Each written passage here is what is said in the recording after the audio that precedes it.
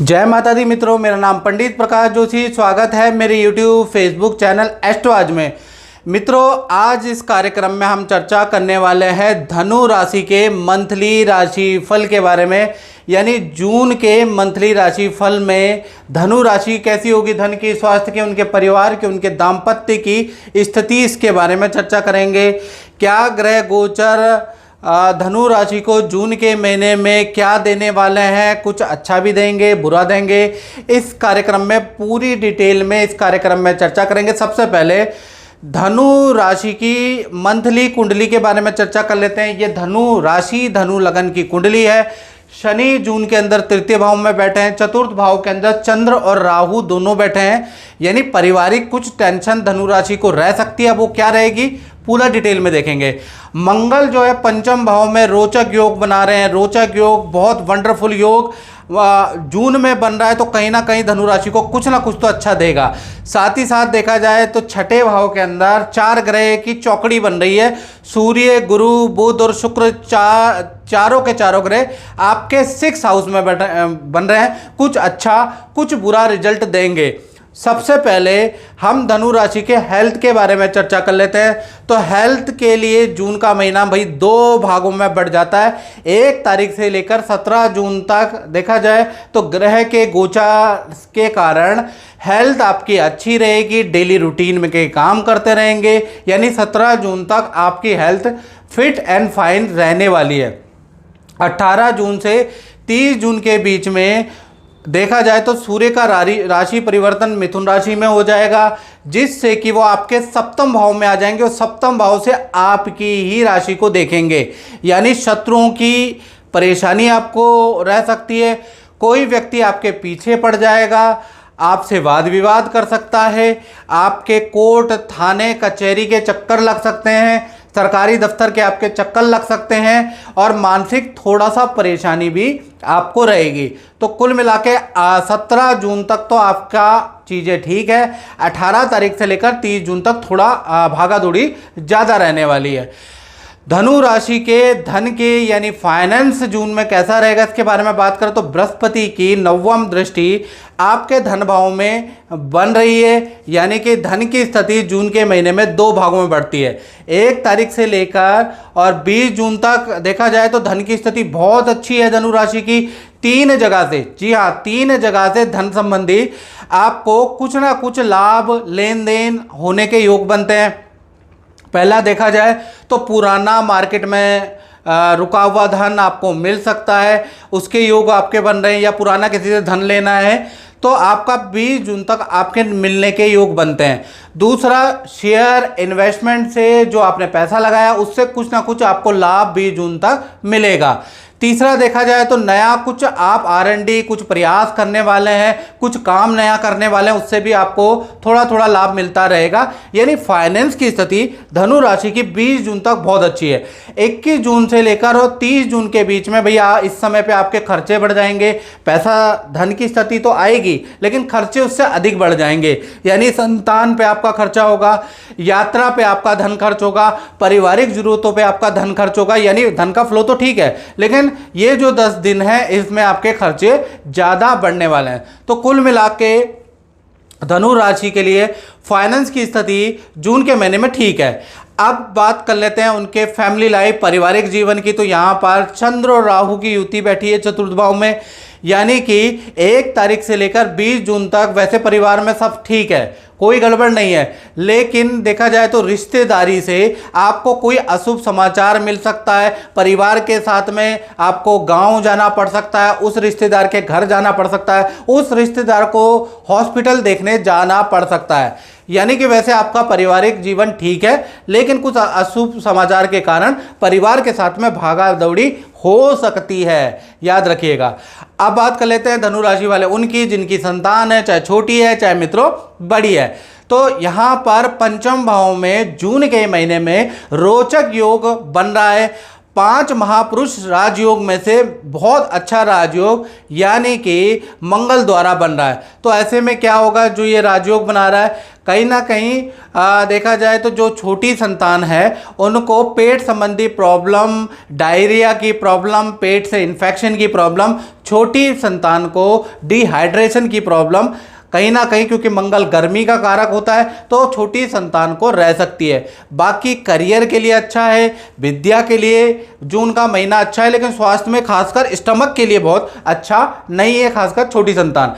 बड़ी संतान के बारे में बात करें, जिनकी उम्र 17 से बड़ी है, तो उनका कहीं ना कहीं एडमिशन के योग जून में बनते हैं। एडमिशन दूर हो सकता है तो परिवार से दूर जाने की प्लानिंग या परिवार से दूर जाने के योग बनते हैं। साथ ही साथ प्रतियोगिता परीक्षा या कहीं पर अप्लाई किया है, किसी इंस्टीट्यूट में एडमिशन, कॉलेज में अप्लाई किया है, तो वहाँ सफलता के योग मंगल के रोचक योग के कारण आपकी बड़ी संतान के बनते हैं।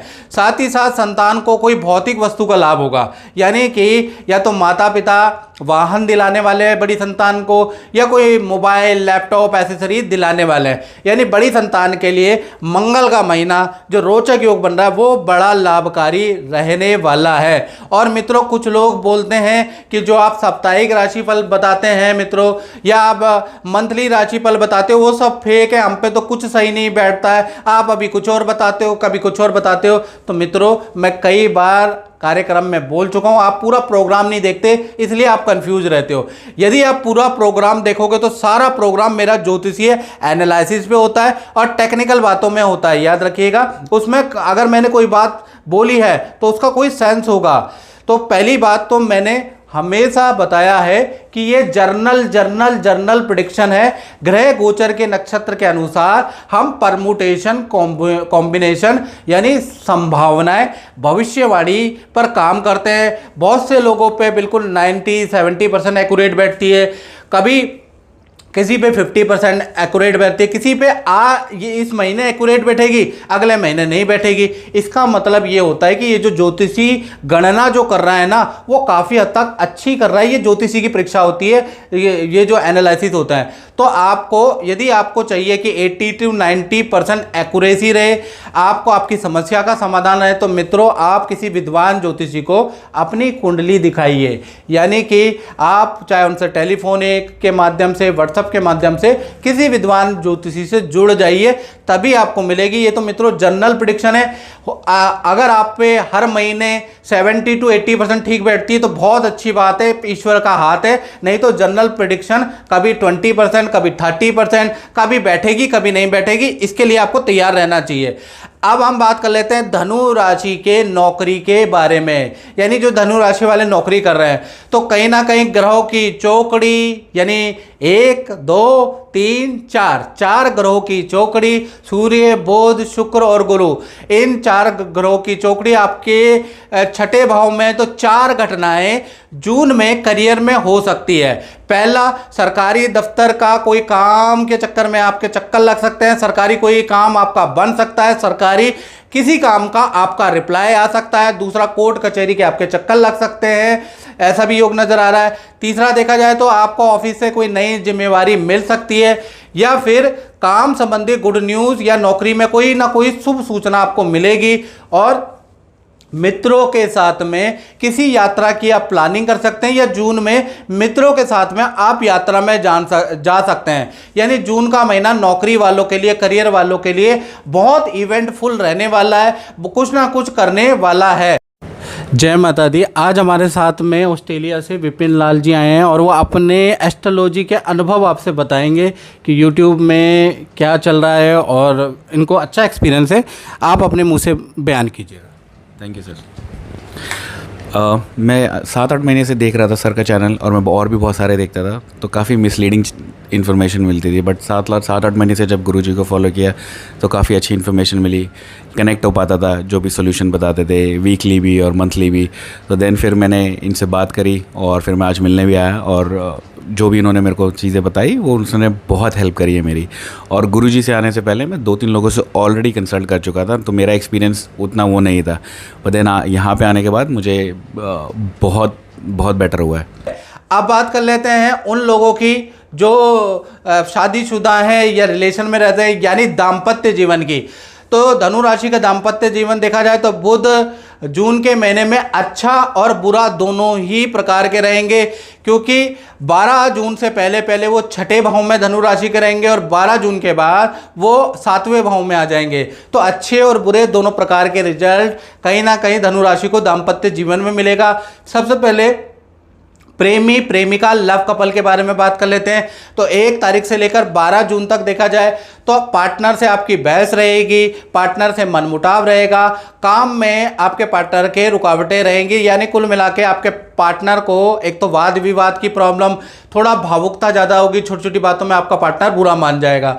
13 तारीख से और 30 जून के बीच में आपके पार्टनर को न्यू जॉब का ऑफर मिल सकता है, नया कुछ ऑनलाइन या वैसे भी जाकर सीखने को मिलेगा, यानी नई चीज़ में इंटरेस्ट होगा, नई चीज़ अप्लाई करेगा आपका पार्टनर, उसमें बिजी रहेगा।